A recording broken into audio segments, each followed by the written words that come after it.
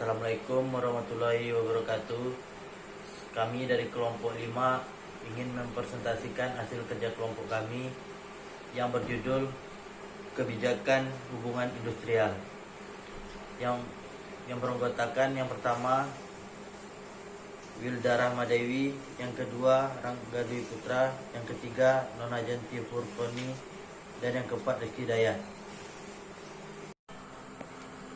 Baiklah, saya akan membacakan hasil kerja kelompok kami, makna kebijakan hubungan industrial. Secara umum dinyatakan bahwa kebijakan publik menggambarkan hubungan antara negara atau pemerintah dengan lingkungannya, yaitu berkaitan dengan produk-produk berupa keputusan-keputusan dalam menyelesaikan urusan-urusan publik dan pelayanan masyarakat. They mengemukakan bahwa public policy as anything a government cost to do or not to do. Definisi ini mengandung dua makna, yaitu pertama, pemerintah merupakan aktor pembuat kebijakan. Kedua, bahwa kebijakan itu merupakan pilihan dari aparatur pemerintah untuk melakukan sesuatu atau tidak melakukan sesuatu. Jenkins mengemukakan bahwa kebijakan publik sebagai satu rangkaian keputusan yang saling berhubungan, yang diambil oleh aktor politik atau kelompok aktor mengenai pemilihan tujuan dan cara mencapainya. Hal tersebut sejalan dengan definisi dari David S. Stone dalam Day 1987.2.3. Public policy as the authoritative allocation of values for the whole society. Oleh karena itu ada beberapa komponen yang harus dimiliki agar dapat dinilai sebagai sebuah kebijakan publik, yaitu harus adanya satu, tujuan, goal yang ingin dicapai. Yang kedua, rencana atau plan atau proposal berupa pengertian spesifik untuk mencapai tujuan. Yang ketiga, program atau rangkaian kegiatan yang diarahkan untuk mencapai tujuan. Yang keempat, kegiatan, yaitu langkah aksi untuk merealisasikan program. Yang kelima, akibat kebijakan, efek, yaitu dampak nyata kebijakan baik yang disengaja atau tidak disengaja, positif maupun negatif, primer ataupun sekunder. Kemudian Siagian berpendapat bahwa kebijakan pemerintah terdiri dari tiga tingkatan kebijakan, yaitu satu, kebijakan umum yang sifatnya mendasar pada prinsip. Yang kedua, kebijakan pelaksanaan dikenal juga dengan istilah kebijakan operasional. Dan yang ketiga, kebijakan teknis. Semua jenis dan tingkat kebijakan tersebut harus mencerminkan kemauan politik yang menampung seluruh aspirasi rakyat serta ditunjukkan seutuhnya bagi kepentingan rakyat. Selanjutnya, saya akan membahas tentang kebijakan pokok hubungan industrial, di mana dalam Undang-Undang Dasar tahun 1945, pasal 27 ayat 2 yang berbunyi, tiap warga negara berhak atas pekerjaan dan penghidupan yang layak bagi kemanusiaan. Makna dari pasal tersebut menjelaskan bahwa janji politik negara terhadap rakyatnya harus jelas dan hendaknya negara hadir dan aktif serta melindungi hak rakyatnya. Menurut ILO atau disebut dengan International Labour Organization telah menetapkan tentang pekerjaan yang layak atau disebut dengan decent work, di mana indikatornya meliputi waktu kerja yang terbatas, upah yang kompetitif, jaminan sosial yang memadai, dan dialog sosial. Selanjutnya, kebijakan operasional hubungan industrial, di mana kebijakan ini mengatur tentang tatanan kehidupan dan hubungan antara pemerintah dengan masyarakatnya pada satu sektor tertentu. Contohnya pada sektor ketenagakerjaan, di mana dalam tatanan hukum Indonesia dinamakan hukum administrasi negara.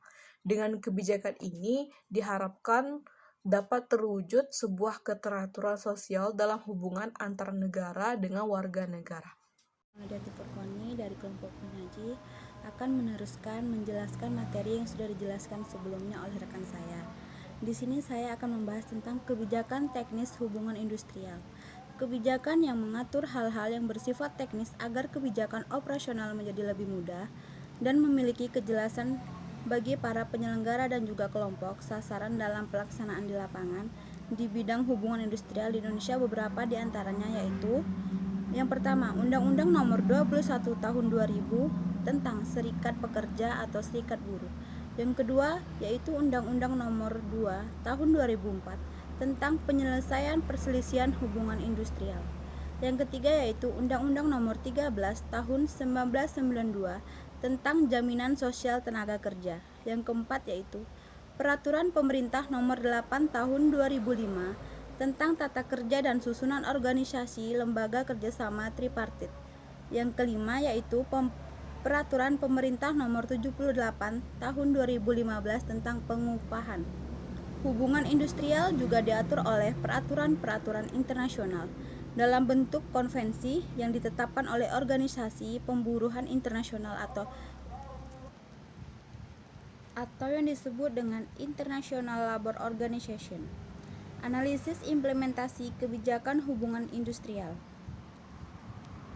Undang-Undang Nomor 13 Tahun 2003 tentang peran dan fungsi pemerintah, pekerja dan pengusaha dalam pelaksanaan hubungan industrial, di mana ketiganya memiliki fungsi yang spesifik sesuai peran masing-masing. Yang pertama, yaitu pemerintah berfungsi sebagai menetapkan kebijakan, pelayanan, pengawasan, penindakan.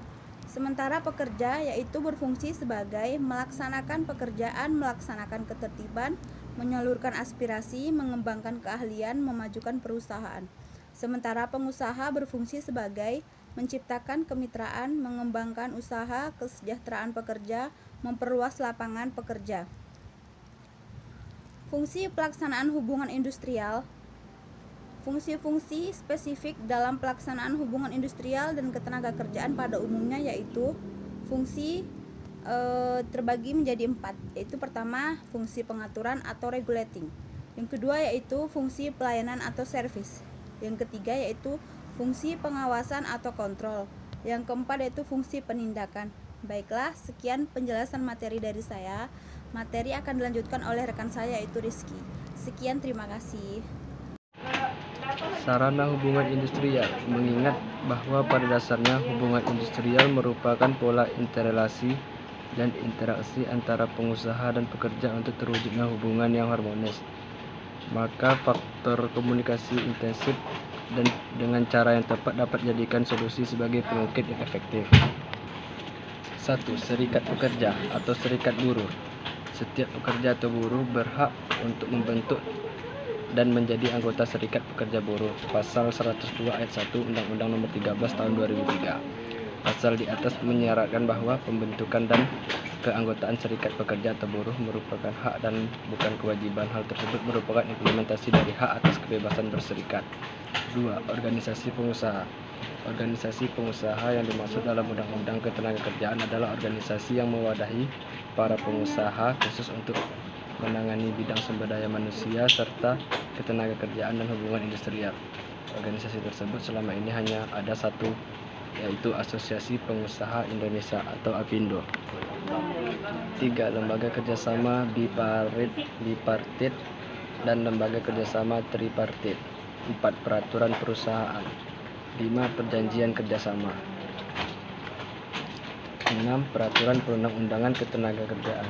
Peraturan perundang-undangan tenaga-kerjaan merupakan sejumlah peraturan yang merupakan produk kebijakan negara atau pemerintah sebagai wujud kehadirannya untuk mengatur hubungan antara pekerja buruh dan pengusaha serta hubungan antara pemerintah dengan pekerja dan pengusaha.